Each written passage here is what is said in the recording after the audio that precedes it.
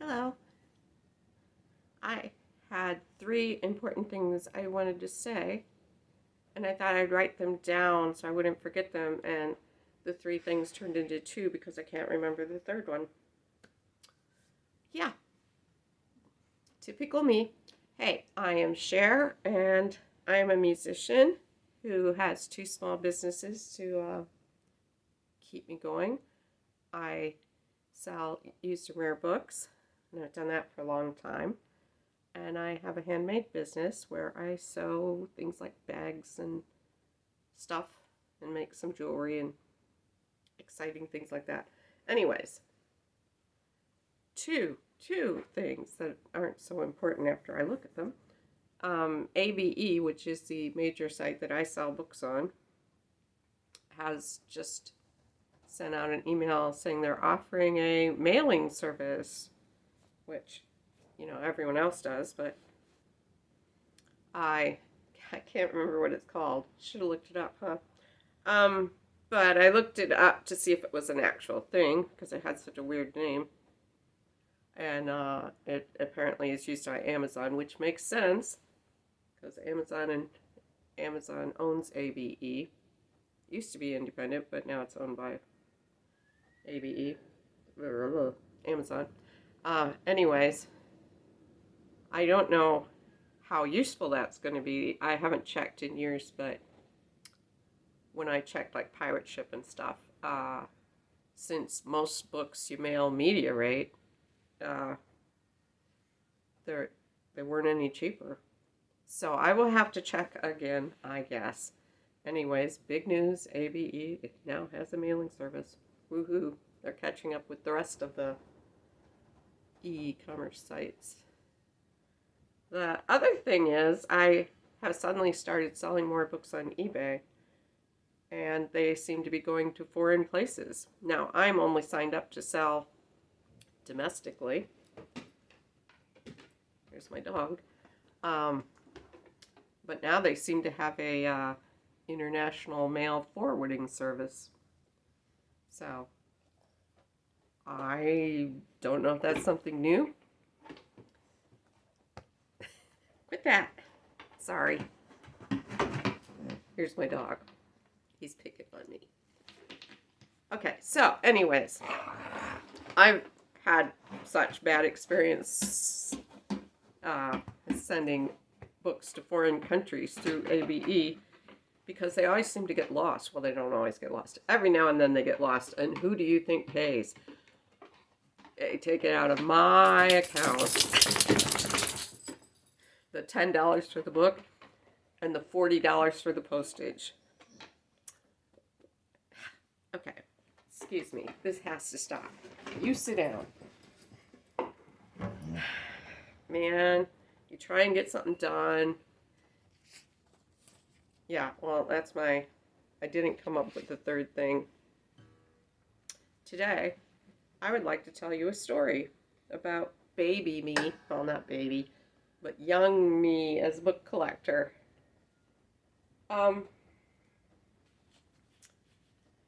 See this book? I was a teenager, I believe. Well, had to be. And they used to have sidewalk sales I grew up in a very, very small town, and now I live in a small city. And in these small cities, they used to have sidewalk sales in the summertime, and all the businesses would put out their bargain stuff. And as a kid, I anxiously awaited these sales. Well, one year, I think it was an AAUW group, was having a book sale in one of the empty storefronts. And I got this book, Adventures in American Literature, which I paid 10 cents for, according to the ink, 10 cents. This is a 1930 high school book that was owned by Thomas Kelly High School in Chicago. My brother and sister were very smart and did really well at school, and I didn't.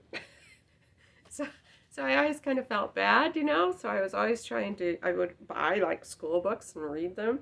But this is literature, so, poetry, short stories, cool stuff. Anyways, in this book, I discovered a story called A Sisterly Scheme by Henry Collier Bunner. Hopefully I'm saying that right. A story based on a summer resort flirtation must necessarily be light entertainment, but in this story, you will learn that mere entertainment may be artistically written and have originality, and that it may contain both the daring unexpectedness of O. Henry and the careful craftsmanship of Poe. Although Bunner was greatly influenced by the French masters in matters of style and matter, this is a thoroughly American story, and a thoroughly modern one. Replace the dog cart with an automobile, and the story might almost have occurred yesterday. For almost 25 years, Bunner was editor of Puck. Both his verse and stories were fashioned for that humorous weekly, which demanded condensation, originality, and sparkle. Notice how skillfully Bunner manipulates language to achieve his effects, but keep your eye on the thread of the story, or the author may catch you unaware with a swift turn of action. I should read you the whole story, but I found a site where you can read it. It's a website called Story Week. I'll put a link in the description box. Anyways, it's a humorous, romantic, very short story, and I fell in love with it. So, in my later years, in the olden days, you would go around from used bookstore to used bookstore. Every time we went to a city, you'd look in the phone book. You'd look in the phone book before you even went, if you could, and write down all the used bookstores, and you'd hit up all these stores. And I managed to find a hardcover of the book that contains this story, although I'm sure it was in a magazine first. And I found one other of his books. They're not in great shape, but budding book collector me wrote, first edition, second state, salmon boards with green cloth, G unbroken in midge on title page. Page 7 is unpaginated. Page 47 is paginated, no ads. This was blank, 1913. Budding book collector me. Yeah, I don't do that to my books anymore. But I did to this. Anyway, so I'd like to tell you a bit about C Bunner.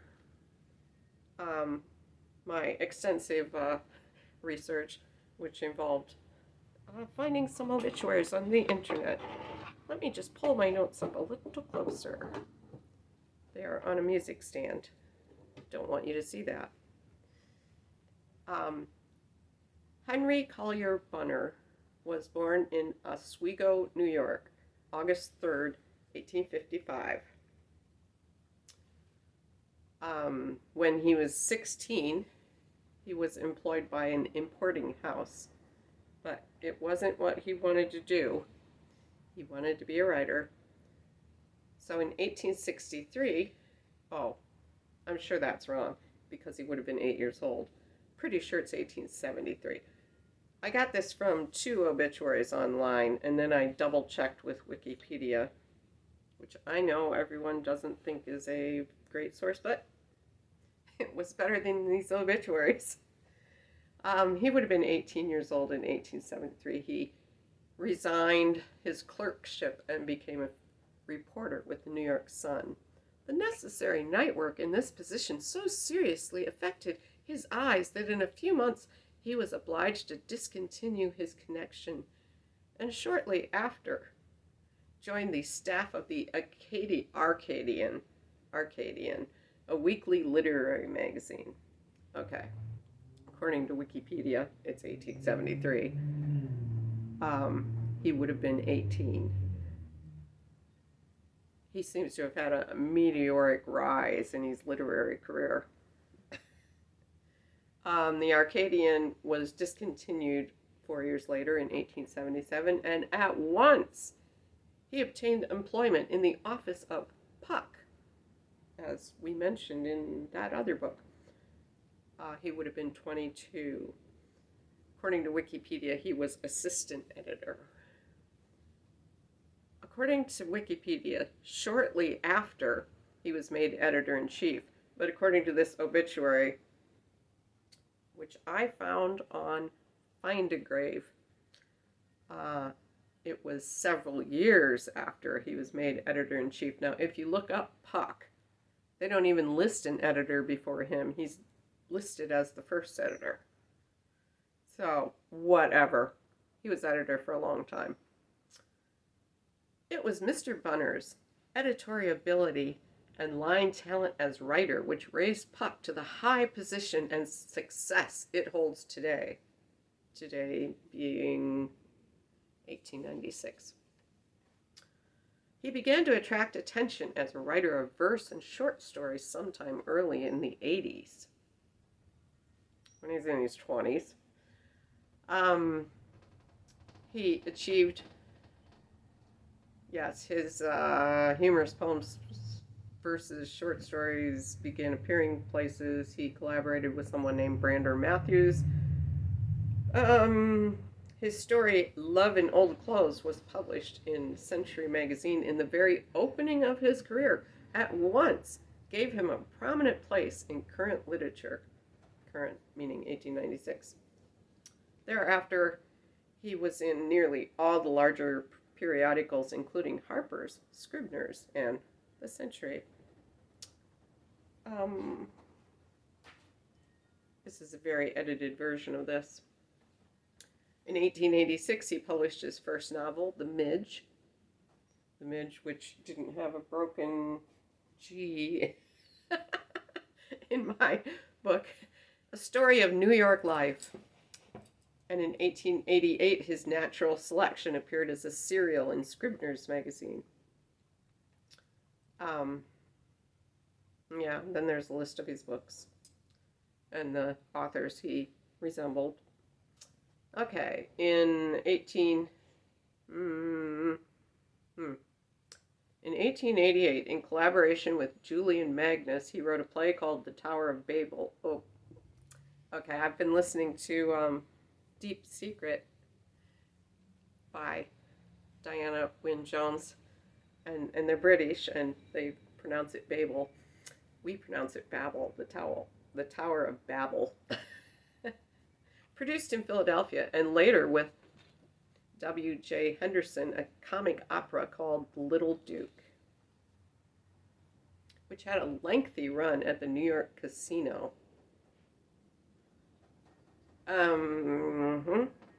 Let me see. His pleasant home in Nutley, New Jersey, was the scene of many merry gatherings of great domestic happiness.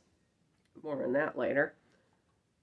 For several years, he had been a sufferer from a chronic affection, which, although of serious character, had little effect upon his unusually buoyant nature. He sought rest and recuperation in European travel, and in the early spring of 1895 went to California in vain hopes of recovery, but finding that his health failed steadily, returned home discouraged.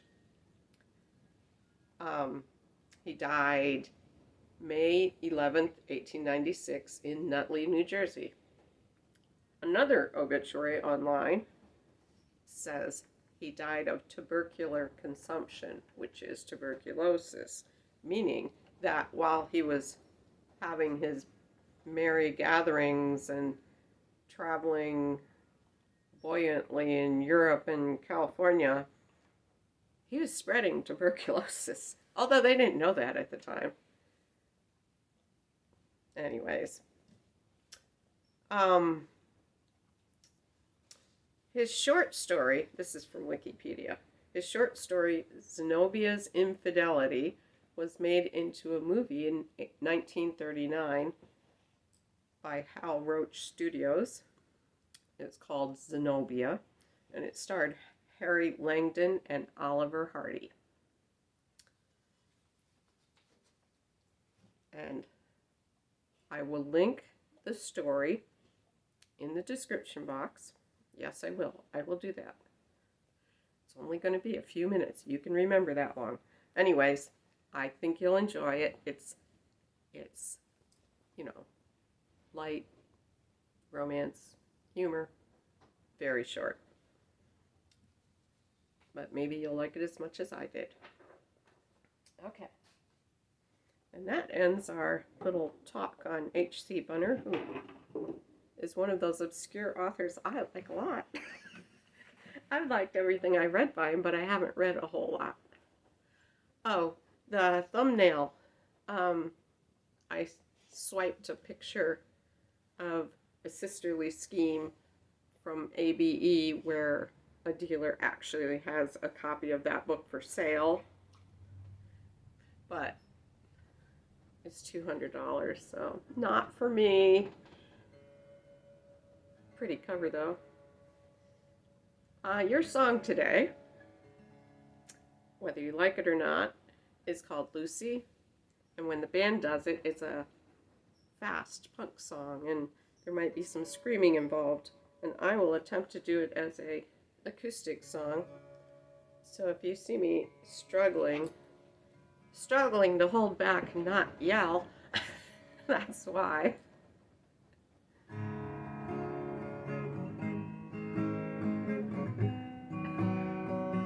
If I can play it. Lucy, I think you mean well. You're all freaked out, you think I'll end up in hell. You give me sighs and sad looks and little brochures. You're oh so understanding and you won't be deterred.